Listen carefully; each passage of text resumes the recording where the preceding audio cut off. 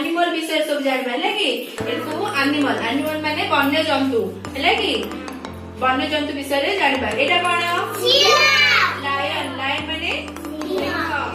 एटा dear dear माने हरिण।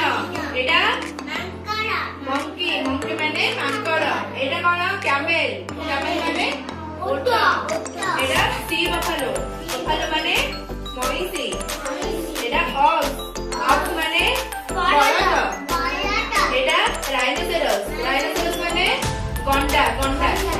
एटा कोन गोट गोट माने छेरी।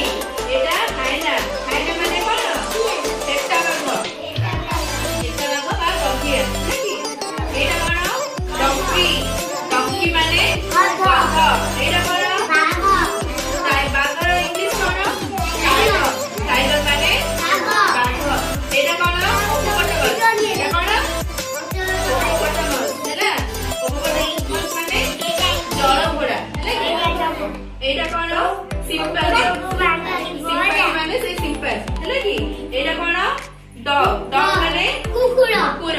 एटा एटा के कहि परबो बिलेई बिलेई रो इंग्लिश कोन कैट कैट माने बिराई। एटा कोन शीप शीप माने मेंढा। एटा काऊ काऊ माने गाई।